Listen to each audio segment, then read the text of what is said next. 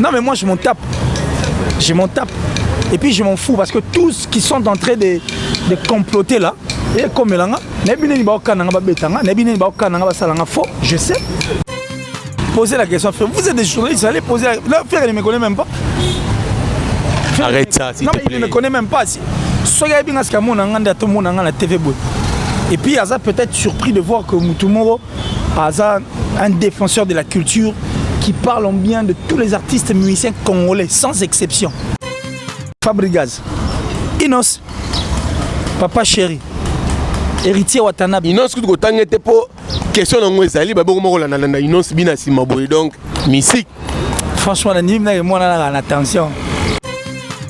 Ni les bureaux de Ferré, ni l'entourage de Ferré, ni Ferrego là au mort, on a bien un cas. Yozo Boy Mbongo, mais pas mission qui voulait. Pas mission qui mais oui. Moi, je connais les qualités de Ferrego là. Je ne fais que vendre ça pour faire voir aux gens que nous avons un artiste. Il faut tout le faire parce que ceux qui Sengila, ceux qui Angélique Kidjo, Charlotte Dipanda, et tous ces gens parlent en bien pour un artiste et musicien congolais.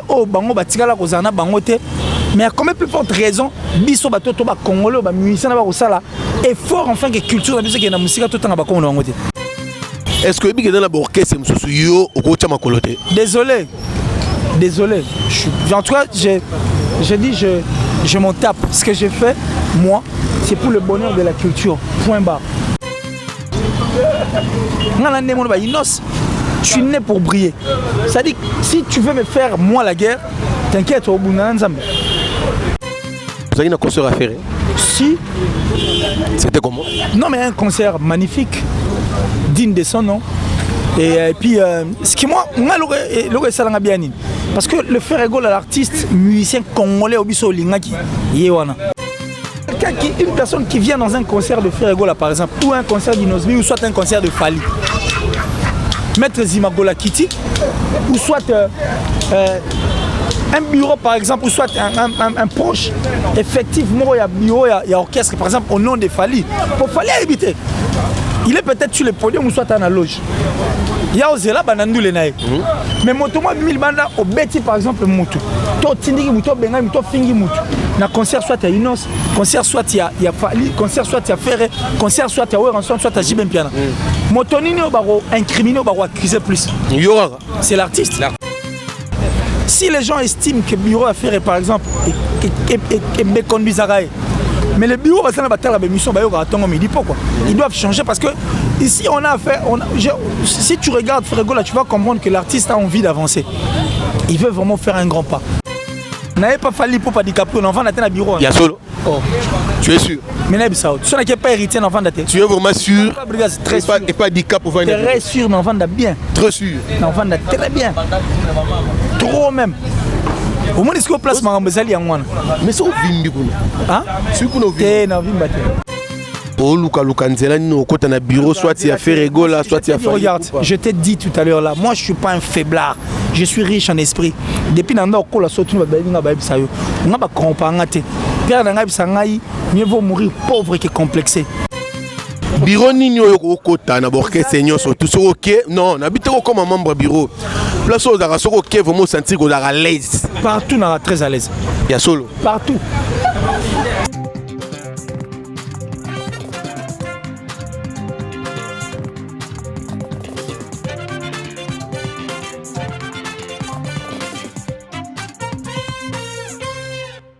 Salut, bonjour tout le monde, me voici encore chez vous, l'homme saint dans un corps saint. Motomo Bopeto Ebili Sumute.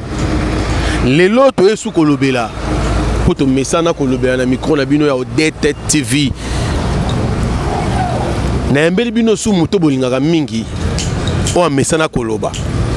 Les lots Koloba na ye nyonso sauf rien. Pour te qui trop même na simalaye. Les lots koye baba vérité tout.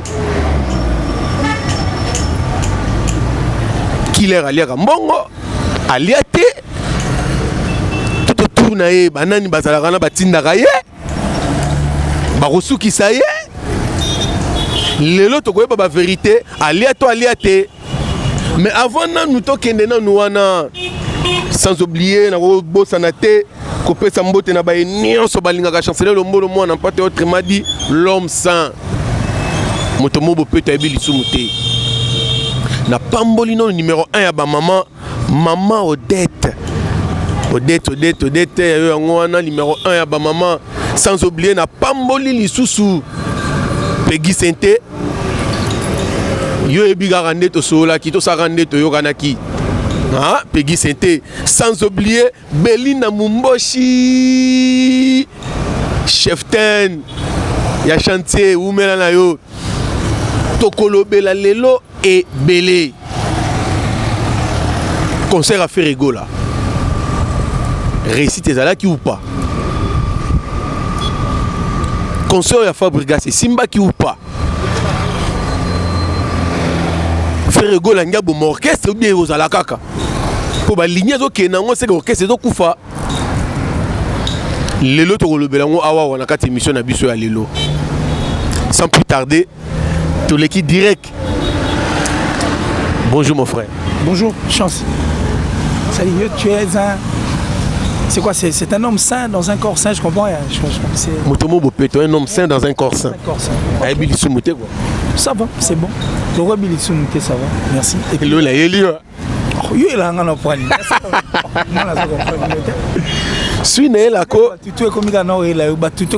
Qu'est-ce qui se passe aujourd'hui? C'est que tu parles bien. Ah oui, parce que je parle bien. Oui. Bon. Merci. Merci à tous les Odette Télévision. Donc abonnez-vous massivement sur cette chaîne. Et vous n'hésitez pas à s'abonner. 2020, une année où on s'est dénoncé vivant. Et par contre, il faut que Simba Bilogno soit au Louga. Donc, année à réalité, année à vérité, année à Malonga et à Malam. Pour déjà début, il y a une l'accès à Bissot Genzambala. Pour Corona, on a et handicapé Mokili Mobimba. Imagine que c'est le moins en Chine et le moins Chine. Excusez, en Europe et côté en Amérique. Bamboka musuku te comité mais seulement quand on me sali na bamboka na boye sali tension somme donc et inoptisé le monde entier et tout a été arrêté. On a compris qu'il y a un Dieu qui existe et puis on comprend maintenant que non excusez na bato mbongo ça dit bato mbongo qui nous solution na poto ce qu'on a poto solution zati mais côté tout que ne poto vous êtes en Afrique confusion totale donc ça dit mututu le temps s'est arrêté donc c'est qui prouve que Dieu pena Ali. Et tout ça, c'est ma vérité. C'est qu'il est. Le problème, tellement tu parles bien, c'est comme ça comme qui n'a pas ligne prophète. Oh, prophète, ça veut dire. Moi, je n'aime pas trop les prophètes. Ce que prophète, ça veut dire. Non, nous arabes, tel mozolo babi au monde lobby ba maman église temple baba. Yes, moi. Ah mais oui. Je ne peux pas le faire. Nabi, moi, ils sont aux yeux problème à Satan. On va placer belé au fundaï. Vous comprenez? Ou soit soit belé bon, on a place ça au fundaï. Mais ce que soit problème à Nzambe au fundaï. Ah bon? Il y a des gens qui ont problème à Tshisekedi. Un problème personnel comme ça avec le président Tshisekedi. Au fond de ce qu'on a. Nous avons un problème général. Aux yeux du ministre Moro Boesso et Yindi, sommet Zali. Mais le Belinayo, puis que c'est comme prophète pour séduire Batebele. Je ne peux pas, comme Papa Mbala chantait, Nassale le Longi Nzambe comme étant commerce. C'est-à-dire, Bible route basalango ils ont fait. C'est gratuit. Mais par contre, moi je ne peux pas risquer d'avoir un problème avec Dieu pour la mbongo. Parce que depuis la bota matina comme on a monté boudin moi basalango makilambongo. Je suis là boudin makilambongo et à la raté. Donc je ne peux pas moi prendre les risques pour des billets de banque. C'est-à-dire avoir un problème avec Dieu, on a en place au fond. Parce que quand je crée une église, un prophète, c'est pour parler, séduire les gens. Maintenant, au séduire, il faut me donner l'argent au nom de Dieu. Et par contre, mon ensemble a besoin de où sont ce qu'on place première là. Tu vas tourner par esprit ma belle. Des prophètes et des pasteurs, bah là, on a ma belle. T'as regardé ma signe ensemble. Imagine qu'à signer venir vous blague avec Dieu. Obi comme singa. Yo so boy mbongo. Mais pas mission zo ke volia. Na boy mo pas mission ke lia. Mais oui. Let musician. Ferregola. Oh, posez la question. Vous êtes des journalistes, allez poser la... Là, Ferre, il ne me connaît même pas. Arrête ça, s'il te plaît. Non, mais il ne me connaît même pas.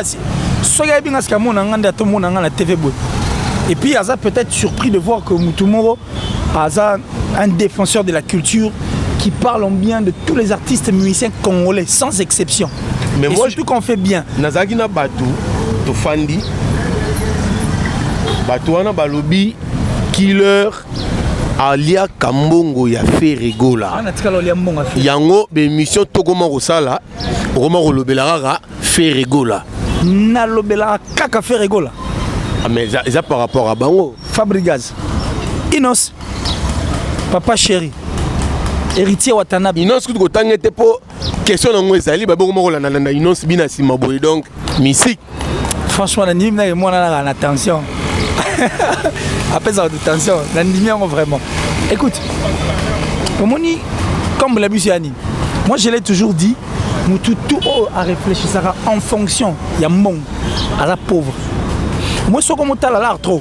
Au commencer à m'aramusu et à niveau na hauteur. Tout ça pourquoi? Parce que tu as besoin de l'argent, tu as besoin de vivre. C'est-à-dire, pour un billet de banque, moi, Mickey, tu veux réduire, soit réduire et puis tu réduire ta carrière, réduire ta vie pour un billet de banque. Tu vas commencer à faire des choses par plaisir pour un tel sentiment. Moi, ce que j'ai fait ici, et puis je l'ai fait moyennant rien. Ni les bureaux de ferré, ni l'entourage de ferré. Ni Ferregola au Moro on a bien un cas. Rien. Il a même surpris tant à la émission dont je parle de lui parce qu'il faut vendre les artistes et musiciens de notre pays.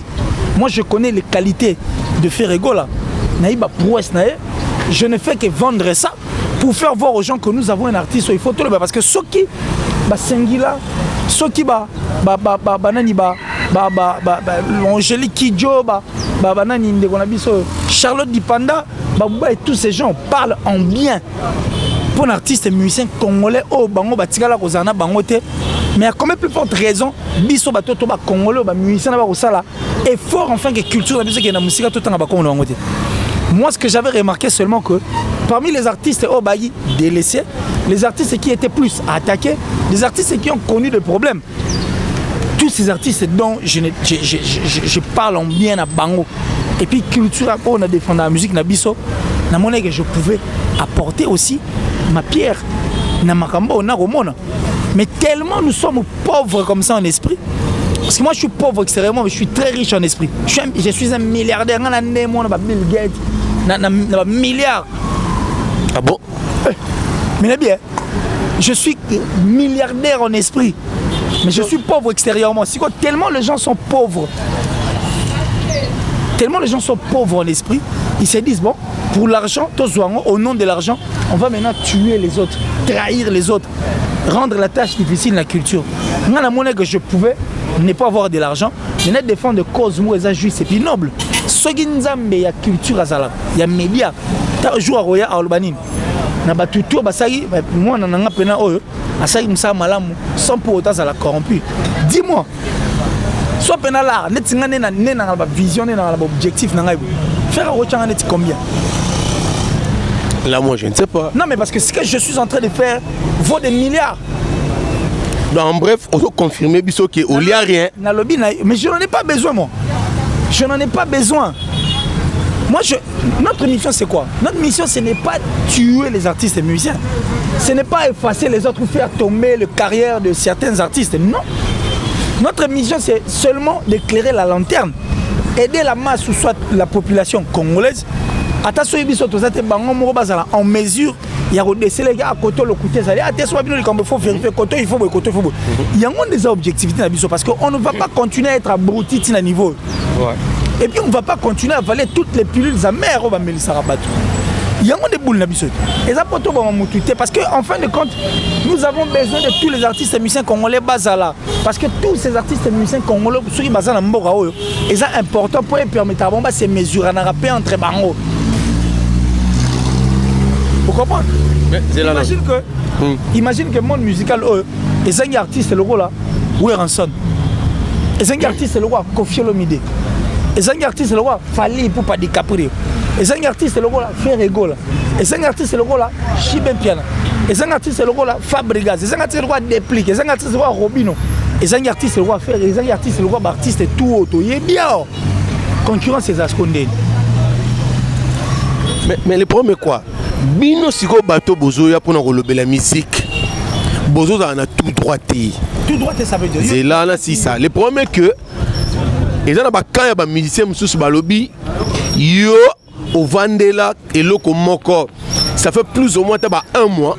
On est là où on fait rigoler. Tout la mougaton fait rigoler. Tout balouka fait rigoler. C'est faux, ils suivent pas les émissions. Ils suivent pas mes émissions. Ce qui bataille on a langue ni poto le baga lingal. C'est faux, archi faux maram tout ba le ban. Mais risque ça. Non mais moi je m'en tape. Je m'en tape. Et puis je m'en fous parce que tous qui sont en train de comploter là, et comme là, je sais. Et comme là, parce que j'ai même des gens qui sont dans la place qui parlent avec moi, qui me connaissent. Parce que ils vont me faire du mal parce que j'ai fait quoi? Est-ce que dans la orchestre Désolé. En tout cas, j'ai dit je m'en tape. Ce que j'ai fait, moi, c'est pour le bonheur de la culture. Point barre. Je suis un éternel incompris, mais l'éternel Dieu me comprendra toujours. Mais ils doivent aussi comprendre que moi je suis né pour briller. Je suis né pour briller. C'est-à-dire que si tu veux me faire moi la guerre, t'inquiète au bout de Ah bon? Voilà. L'homme sain dans un corset, on est là. Tout dans la killer. On a quelqu'un peut parler sur sa vie. Mais nous sommes dans le monde de la musique. Aussi, j'allais oublier. Tout ça, il y a rétrospective. Question de tout, c'était une belle question. C'est certes, elle est pertinente, mais bon. Si on a un mois autour de l'écart, tout ça, un mois, on a 6 mois. Banani baboira qui bat tube à succès ou accroché, ils ont fait parler bateau. Mais d'abord, monsieur qui n'a accroché, mais quoi, le Bélango, on dit Bill Clinton. Non, quand tu m'as posé la question de Bill Clinton, je t'avais dit que Naïm même surpris que Bill Clinton a Borakelo. J'avais bien répondu. J'avais très bien répondu parce que Natskale Romo n'a ngoté. On comprend. Mais Bisso tout au Vandi, on a vu ce qui est Hollandais et Sali. Nous avions vu ce que acoustique et sali. Nous avions vu ce qui regarde moi et ça là. Tout le monde a dit paix. Oh allô téléphone et ça là. Parce qu'il fallait que le bango te pointe. Pour actualité ça là qui wana. Donc allô c'est les gars qui. Non mais justement ça là qui t'ignore surtout le belit. Dans le bible on a passé un mois dans zone 6 matin par rapport à la question on a eu. Dans zone 6 matin un mois. C'est tout à fait normal, il fallait tout le bible poser une actualité et toutes les questions possibles les avez qu'à centrer sur Yango. Si quoi comme ça on t'a fait dans ma casse boyenengeni. Comme ça on t'a fait le pot pourquoi deux mots ça autant à faire. Mais c'est Nabi, est-ce qu'on peut parler de l'histoire de la musique congolaise sans pour autant citer le nom et bah tout tanguan. Yo Robert amena le musique autant comme le monde. Qu'il est tous on a ndoulé. Donc ça on a musique. Tous on dans la musique, il y a pas molio Yves Mosengo motomoko bien. Lelo moena gangezate na yo on dirait grippe zo betanga makasi donc je suis. Dans ce cas je profite aussi pour dire bonne guérison, on a souhaité plutôt. Bonne guérison, on a Prince Baloumé. Le manager souhaite encore une bonne guérison à HB Baloumé. Bonne guérison parce que Babeli Makasi. Babelayi. Basale Moussa Makasi aussi, il fallait aller tourner des clips à conception, tout ça, les amis, tout, au Komani, non. La monnaie est frappée, bonne guérison en tout cas à Prince Baloumé, les managers les plus suspects. Et puis merci à toi HB Baloumé. Quand il y a un clip à du tout, aux autres, ça m'a mis tout. Et je pense comme ça à Dati Chou. Dati Chou, donc salut à toi depuis la France. J'ai dit merci à Francine Manaman à Love depuis l'Italie. Je viens à Bisso Giannissi Tanchunga pour Tubanga Mouchuri de Suisse-Irlande. Le gourou du temple n'a pas mboulette. Eric Nkake, le boss, ainsi que ma maman chérie, l'amour de ma vie, de mon cœur, de mon tout, maman Julien Diebo Bisembi. On est là, on va continuer, on est là avec toi. On pambola na yo. Jean-Paul Binda Mastaki, plus rapide que toutes les... plus rapide que les vents et plus fort que toutes les vagues des océans, toujours plus beau. Jean-Paul Mastaki. Mais attention, il y a une vitesse que les gamins mis. Jean-Paul Poussanaté. Mais je t'ai dit. Jean-Paul Mastaki. Oui, bien, comment nous comprendre. Ah bon? Plus rapide que le vent, plus fort que toutes les vagues des océans, toujours plus beau. Voilà. Qui est? Il parle pas trop. Ah bon? Alors, bah, trop t'es. Vous avez un concert à faire? Si. C'était comment? Non, mais un concert magnifique, digne de son nom. Et puis, ce qui moi, parce que le Ferrego, l'artiste musicien congolais au Bisso Lingaki, quelqu'un qui maintenant qui est déterminé, qui ne va pas laisser et s'évaporer son talent et tout ce qu'il a, quoi. Vous comprenez? C'est ce qu'on a voulu donc. Ça dit pour une fois dans mon affaire et ma commune comme maintenant. Depuis où tu as poto, tu as une conférence de presse, concert millimétré, chronométré, sur mesure. On avait même comme l'impression de dire CD, or c'était vraiment un concert chanté par sa propre voix. Et non, c'était génial. C'est ça au fait notre souci, notre vouloir. Tout va se perfectionner. Là pour nous le fait qu'il y ait une musique. Trésor ni tout. Ouais là, il est pas là, toi il y a un concert donc c'est bon. Toi il y a parce que lui c'est vraiment un fan. Il y a un fan à faire. Trésor ni tout. Ouais là donc fan venait à faire rigolo. Toi il y a donc voilà quoi. Et puis Kams Massiani aussi, le séminariste Kams Massiani également est pas bango balinga peut faire rigolo. Donc c'est un concert millimétré puis chronométré mais seulement moi ce que je veux c'est quoi? Même les gens qui entourent les artistes et musiciens, il faut pas aider. Ils sont là pour aider les artistes. Ils ne sont pas là pour faire les djalelo, aller accuser, salir les réputations des autres et pas leader enfin que base à la moindre mob. Il faut pas aider l'artiste. Pour monter à sali, les camo à Kanda. Là par exemple, les gens qui na plateau non. Mutuni va condamner. Ok, on show.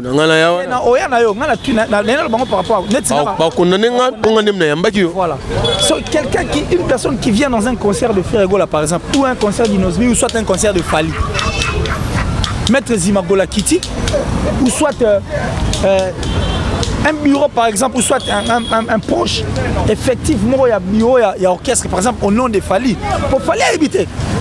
Il est peut-être sur le podium ou soit dans la loge. Il y a aussi là, mais motomo 1000 banda au beti par exemple moto. To tindiki moto benga moto fingi moto. Na concert soit à Inos, concert soit il y a Fali, concert soit il y a Ferré, concert soit il y a Weranson, soit à Jibem Piana. Motonini au baro incriminé au baro accuser plus. C'est l'artiste. Cassit. Ces gens-là qui entourent les artistes doivent avoir cet esprit au fait. Ils doivent aider les artistes musiciens. Et c'est important parce que tout ce qu'ils font, et il y a des musiciens. Les musiciens ne sont pas mal. Il y a des bureaux qui font des bureaux sains. Sains à TT, sains à N. Donc S-A-I-N. Des bureaux qui. En fait, on comprend que on y bazar. Mais c'est comme si on reprochait trop au bureau à Ferrego. On reprochait à Bonani. Mais je n'ai pas parlé du bureau de Ferrego. Non, parce que je sais le pourquoi. Non, mais moi je n'indexe personne. Il y a un problème. Beaucoup de gens parlent que le bureau à Ferrego là est travail à Kati. Bureau à Ferrego là, il a Ferrego là. Vous reprochez Bonani. Ça, c'est ce que les gens disent. Bon, si ces gens-là. Mais non. Non, mais écoute. Moi, je suis pas là. Non, c'est pas un problème. Moi, je suis pas là pour indexer les gens. Si les gens estiment que le bureau à Ferré, par exemple, est méconduit à Raï, mais le bureau va faire la mission, ils doivent changer parce que ici, on a fait. Si tu regardes Ferrego là, tu vas comprendre que l'artiste a envie d'avancer. Il veut vraiment faire un grand pas. Alors pour ça, la grand pas, il faut s'en accompagner. Oui. Quand les gens ne sont pas bons là pour accompagner l'artiste et qui veut faire un grand pas, c'est un danger pour un artiste. Donc moi je pense que ceux qui estimer que Bureau Ferrego là rend des tâches difficiles, il y a ils écoutent la mission, qu'ils essaient de voir. Tout est érosion, ils ont rongé bango auprès de l'artiste. Bandi ko bundi sa érosion na mutu. Osotali Weranson pour la Wera de la forêt. Bureau et salamois trop. Bureau est contribué trop. Biso tozala ki wana. Tozaki ba première bateau to bande mission sans poteau au Tchabi wapi. Nga la caméra biso ba oyo. Ba Popol Mupasula que je salue on dans canal 5. bureau ouais rebande ko sala ils ont réfléchi na vitesse à nyama mais c'est comme si bureau a fait rigola ils ont vraiment retard maman. Non, mais puisque tu l'as dit, ça fait bien. Peut-être que le message est passé. Si réellement tu estimes que le message est passé, et par contre, le jour où tu as peine à bango, le deuxième pour la zone a ouvert, donc, ça la fait bien. Et ça, la question, tu as artiste coup de pouce. Vous comprenez? Et ça, bien, c'est pour la culture, c'est pour le bonheur de la musique congolaise. Miso pour sa musique, et que vive la musique. Musique, n'est déplique à l'oban. Bien sûr. Ah ben oui. Voilà, on est là. On continue notre émission. L'homme saint yeyo, bon s'abonner massivement pour après mission oyo. Nazan et l'homme on a préparé les bino killer contre ah contre Malembe. Yo quand ces émissions na mupanjo killer na mupanjo Nicolas. Cassiné yango beaucoup comme sangai mutafire même quand j'ai des choses qui sont vraies. Non, le problème est quoi? Quand au monde Nicolas Mokondi parle de il a fait rigola. Au Matao Kita. Maintenant toi maintenant tu es non, yo sigo za wana pour ça ba analyse. Ah.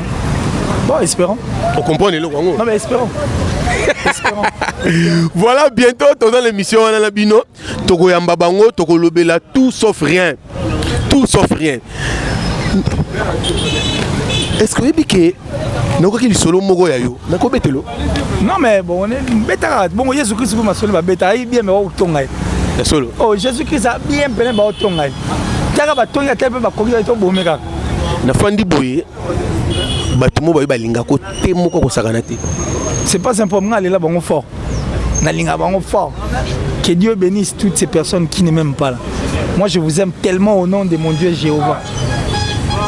Babi à part français, ce n'est pas un problème. Bon français on a biso. So comme porte-parole à mutumo. Ba français ko bango moko ba potana nango.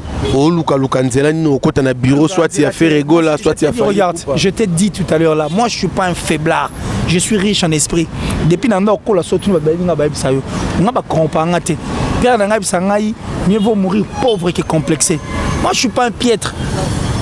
Na piètreté, na pauvreté, je suis riche en esprit. Et puis je ne peux pas moi me laisser faire ou soit manipuler par une personne à cause d'argent et pourtant j'ai une tête. Déjà cadeau. Non, je sais comment chercher de l'argent. Moi je ne peux pas. Au nom de l'argent, je ne peux jamais faire du mal à une personne. Moi. Je le place nini. Parce que je connais comment les orchestres fonctionnent. J'ai 20 ans comme ça de télévision. Et ça, là, on n'a pas cité sur la moni bandeko TV lelo. Je suis. Ça dit, je na karma bien. Na préféré bien. Et ça, là, bien. Parce que 20 ans, depuis 2000, lelo na lukana ça na bureau tant que facilité. Et ma bureau d'orchestre, on a pèse makam na kotate. Boka lelo ndeta on a mona batongo. Toi quand ne mona bango. À la fin du compte, tous ces gens qui viennent crier, nous sommes tous piétons. Non, ça dit c'est la même vie que nous, mais non. Donc moi je ne peux pas moi. Il y a un émission qu'au début, moi je ne suis pas sur la liste de ces personnes qui font des choses pour nuire à une personne d'autre. Non. Moi ma carrière artiste et musicien et je ne peux pas chercher à nuire la vie d'une autre personne. Parce qu'en réalité, toi na famille. Ma famille bango pas les savants parce qu'il faut na lugaya ko ya poani. Moi mon plus grand problème, ma mission, c'est seulement d'éclairer la lanterne, point barre, et je m'arrête là. Et puis au moins, on n'a pas un et à rater. On a fini raté, on a gagné la ramoututé, on a le makamou et on a vrai. Bureau nini au kota na borke seigneur surtout sur OK non n'habite comme un membre bureau place aux ara sur OK vraiment sentir qu'on est à l'aise partout on est très à l'aise il y a solo partout c'est vrai ça oh mono ko sa poani ça là clair au moins yo mo lo ba go za clair ça là clair et bien na biso ke zela yo le lop ngani na vanda so na kebe na papa chéri na enfant na bureau son équipe n'a pas fait rigoler l'enfant dans le bureau. N'a pas innocent l'enfant daté. N'a pas fallu pour pas DiCaprio l'enfant dans le bureau. Il y a solo. Oh. Tu es sûr? Mais n'a pas son équipe pas hérité l'enfant daté. Tu es vraiment sûr? Très sûr. Et pas DiCaprio. Très sûr l'enfant da bien. Très sûr. L'enfant da très bien. Trop même. Au moins est-ce que place marambo ezali yango wana. Mais so vimbi kuna. Hein? Si kuna vimbi. Te na vimba te. Na vimba te. Na vanda. Yo mo simbelo. Biwa ya wase quoi. Félix Mukwa bongo. Ye mo ka simbi de longi ngai te ye mo ka simbi longi. Donc on sentit déjà que moi ma tame roya yo. Non même pas. Est-ce que ils sont pas des boxeurs? Est-ce que va boxeur va boxeur ta baza bateau baza quoi accompagner artiste pour la musique. Yo tuning a bon pot tu veux avoir un problème là derrière. Aucun bureau ya musicien au ngana dans ça là faux. Yati. Bango tout dans ça bien parce qu'ils savent que Killer non. Ces messieurs là nous aident. To toucher le quoi muke poto ke kosilisa. Na vandi na ota na télé na landi Fabregas Maestro. Il a parlé à lobby, a touché peu moi point. Il y a une déconaille réplique Pomba.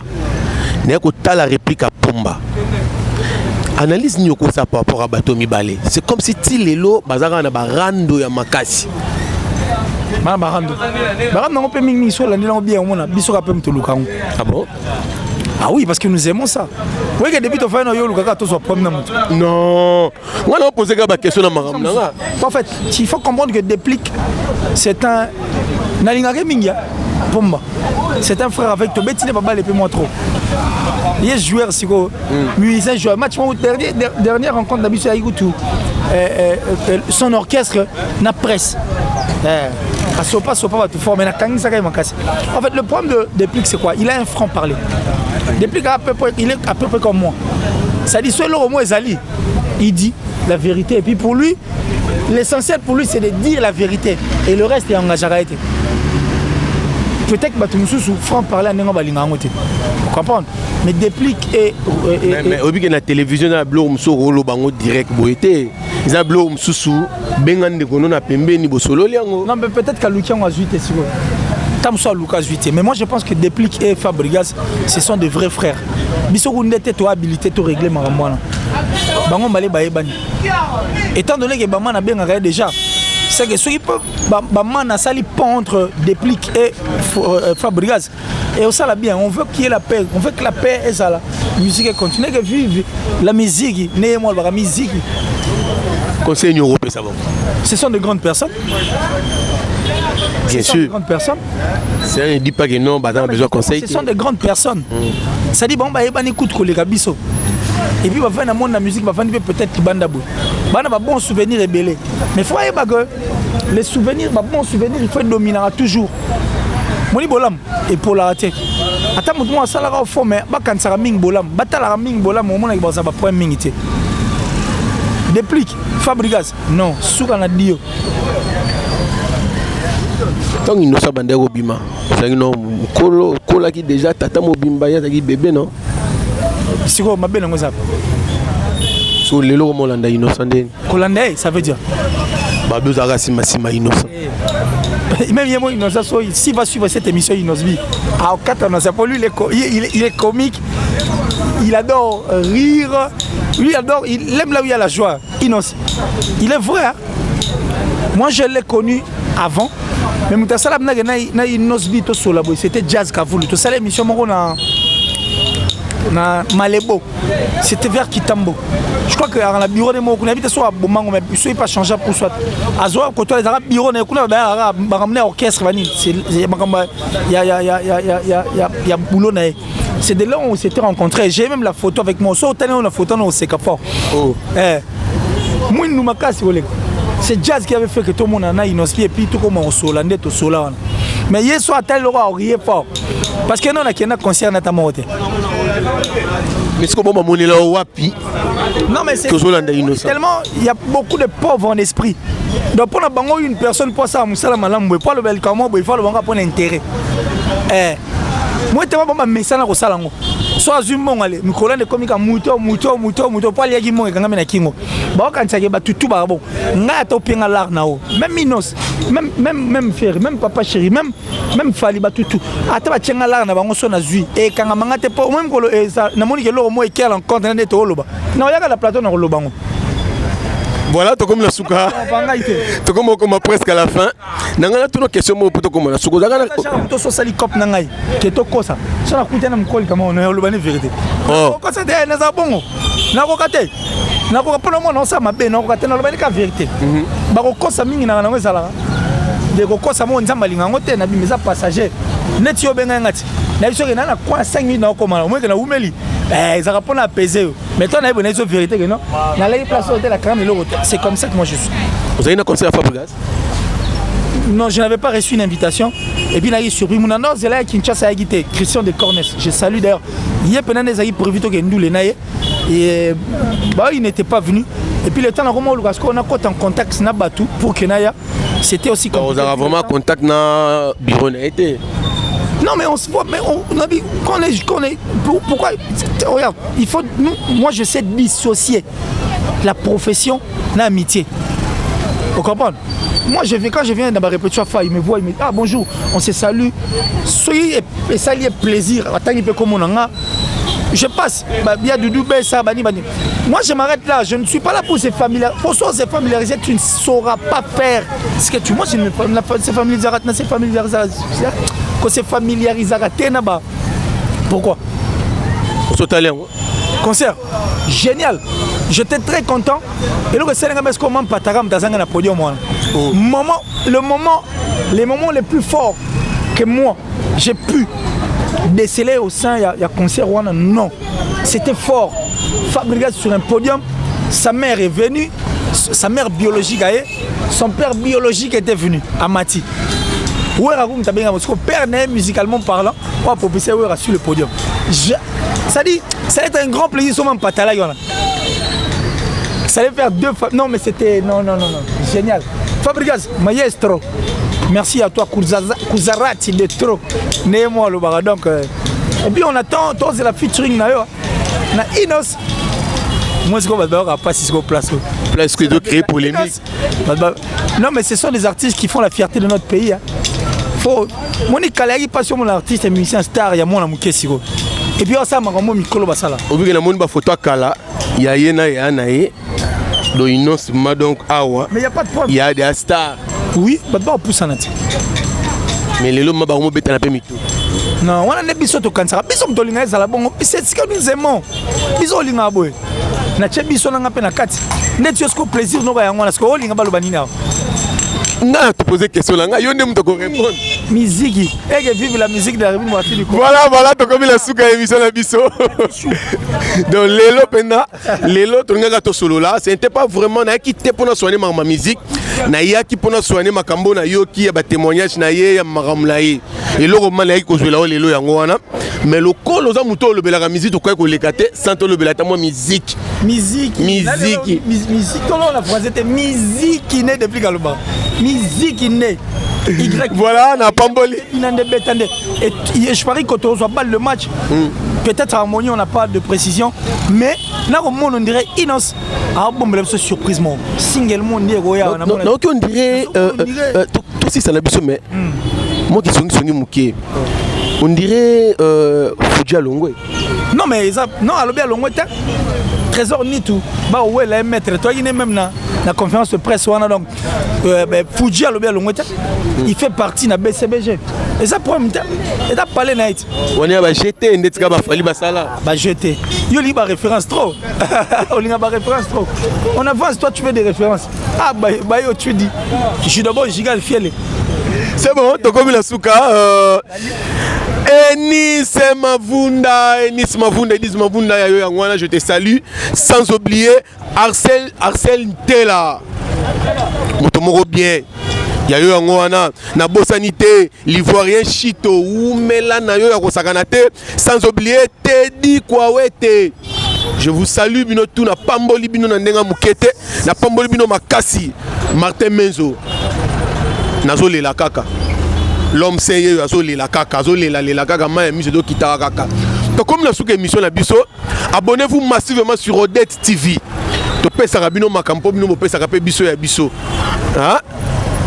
Rubrique na biso. Rubrique ni. Nga tiki na micro. 2-3 personnes ya yo. 2-3 personnes ko boaka batuni. Faut la boaka. Je dis merci en tout cas. Tane ma bête vraiment n'habite à Tchanga pression mais c'est comme la tournée 3 heures du temps. Merci à Jean-Paul Binda Mastaki, plus rapide que les vents plus forts que toutes les vagues des océans, toujours plus beau. Jean-Paul Binda Mastaki, j'ai dit merci comme ça à maman chérie, maman Julien Diebo Bisembi. Amina Tamani, hein, depuis l'Angleterre, maman Blondine Nzeza, Yao Yangwana, vieux Eva Moirine en Autriche, Motema maman Cathy. Pensez aussi à Yao Dilom Ampouy, à l'exemple à suivre. Yama Rachel Mossolon, Nzambe Fantaisie, vieux, merci pour la surprise. Dati Chou. Chou Dati, de là où tu te trouves, Francine Mana. Fabrice Emmanuel le Kalonji, le coach Westerega de tout le temps. Et puis merci à Kams Massiani, les séminaristes. Garage moderne, hein, génie à diagnostic avec maître Jules Odia. Big up. Ça dit, aimons-nous pour rien, aimons-nous pour quelque chose, aimons-nous seulement parce que Toba humain. Et je pense que ça la bien et que vive la musique. Musique qui n'est depuis Kalubara. On se retrouve très prochainement, en tout cas Odette. Merci et puis Gloria.